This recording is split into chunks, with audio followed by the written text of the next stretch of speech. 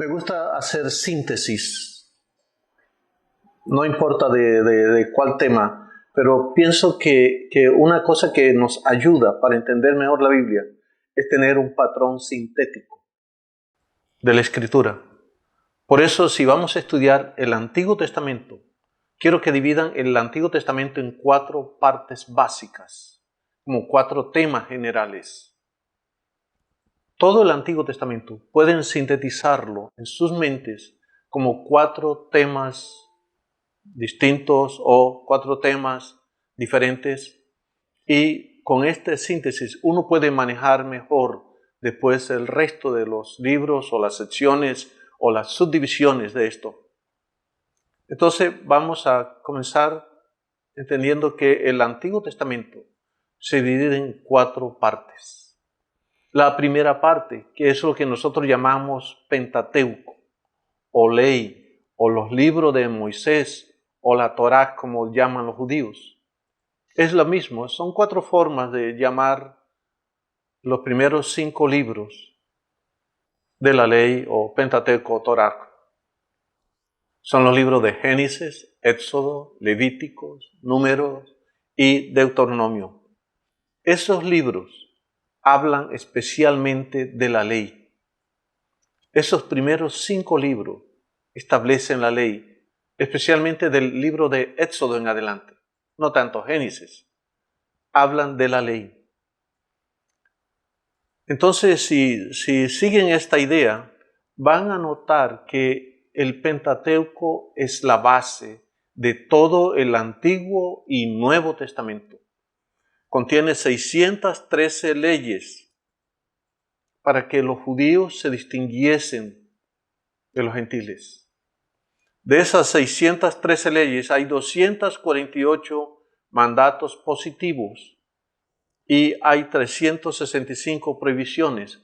Una manera de facilitar el entendimiento y quizás la síntesis en su memoria es relacionar las prohibiciones del Antiguo Testamento con los días del año. Es una manera solamente para ayudar a quedar con los datos en la cabeza.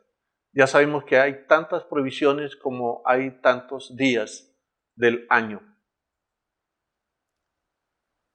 En el Pentateuco van a aprender que la vida consiste en vivir reglamentos. Eso de manera muy general en todo el Pentateuco. La vida consiste en vivir reglamentos.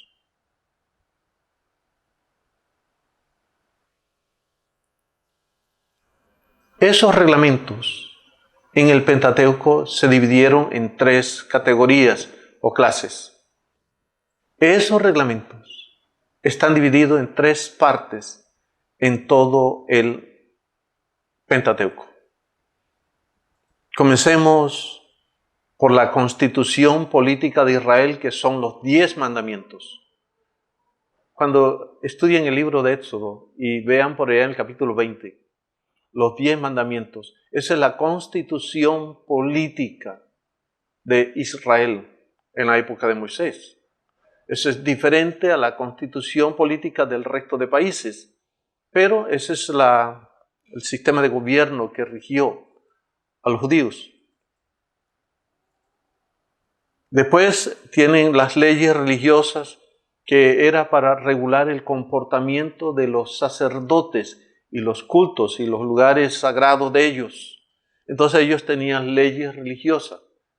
Es una segunda clase de ley para que informara, describiera y ordenara cómo debían vivir los sacerdotes, los que presidían los cultos, y el comportamiento dentro de los cultos. Y en tercer lugar tenemos las leyes sociales, que regulaba el comportamiento de los ciudadanos dentro de la nación. También regulaba el comportamiento de cómo debían comportarse con otras personas de otros países.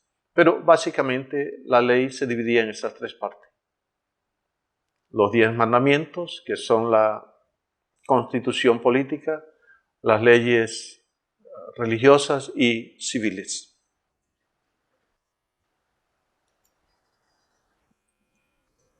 Después de los 5 libros del Pentateuco, la segunda sección de libros importantes del Antiguo Testamento son los libros históricos. La segunda sección. La primera sección es el Pentateuco. La segunda sección son los libros históricos. Contienen el libro de Josué, Jueces, Ruth, primero y segundo libro de Samuel, primero y segundo libro de Reyes, primero y segundo libro de Crónicas, Esdras, Nehemías y Esther. Esos libros hablan de la historia de Israel y muestran los fracasos y los triunfos de los judíos en relación al comportamiento que tuviesen frente a esa ley. Entonces, en los libros históricos, cuando los leemos nosotros, vamos a encontrar que esos libros muestran cuando algunos de ellos pecaron y les fue mal porque violaron la ley de Moisés. Y también muestra cuando algunos de ellos obedecieron la ley de Moisés y Dios los bendijo y les fue muy bien. Para eso nos sirven los libros del Antiguo Testamento. Para eso nos sirven los libros históricos, para mirar el fracaso y los triunfos que tuvieron los judíos en relación a la ley de Moisés. Básicamente, si la obedecían, eran bendecidos, y si la desobedecían, recibían la maldición de Dios. Y eso lo encontramos en los libros históricos. La tercera sección de libros del Antiguo Testamento son los libros poéticos. La tercera sección son los libros poéticos, que son Job, Salmos, Proverbios, Eclesiastés y Cantares. Hay 5 libros que corresponden a los libros poéticos. Cualquiera de esos 5 libros hablan de la sabiduría. El tema general de esos 5 libros es la sabiduría, ya sea la sabiduría de Dios o la sabiduría humana. 4 de ellos hablan de la sabiduría de Dios, con la excepción de Eclesiastés, que habla de la sabiduría humana. Pero el tema general de los 5 libros poéticos es la sabiduría. Después de esos, van a notar que cualquiera de esos libros enseñan que la sabiduría de Dios es para vivir conforme a la ley de Dios, a la ley del Pentateuco. Ese es el propósito. Son los libros amables, que no nos exhortan tan fuerte ni nos reprenden tan duro, pero de manera aconsejada o muy suave nos dicen, bueno, si hacen esto, pueden obtener estos resultados, y si hacen esto otro, pueden tener esta otra clase de resultado. Es la misma información de los libros históricos, pero es dicho de una manera amable. Eso explica por qué muchas personas les gustan los libros poéticos. ¿Por qué? Porque nos tratan suave. Después de esos libros poéticos, siguen los profetas. Y los profetas los dividen en 2 grupos, profetas mayores y profetas menores. Se llaman 5 libros de ellos los profetas mayores porque tienen una cantidad de capítulos extenso, y profetas menores porque tienen menos capítulos. Entonces se debe al tamaño o volumen del libro que 5 libros de ellos sean los libros de los profetas mayores y 12 sean de los profetas menores. Tiene que ver con la cantidad de capítulos que tienen los libros. Los profetas mayores son Isaías, Jeremías, Lamentaciones, Ezequiel y Daniel. Hay esos 5 libros escritos por 4 autores. Y los profetas menores son Oseas, Joel, Amós, Abdías, Jonás, Miqueas, Nahum, Habacuc, Sofonías, Ageo, Zacarías y Malaquías. Cualquiera de esos 17 libros hablan de las profecías cumplidas o por cumplirse. Digo cumplidas porque muchas de las profecías que ellos dieron en su época ya para nosotros son eventos históricos. Mientras que las que no se han cumplido, nosotros los llamamos todavía profecía o eventos escatológicos. Un ejemplo muy común de ellos es que para ellos era profecía el nacimiento de Cristo. Para nosotros es un evento histórico ya, no es profecía. Para ellos la venida de Cristo como nacimiento fue anunciado como profecía. Más para nosotros, ya el nacimiento de Cristo es un evento histórico.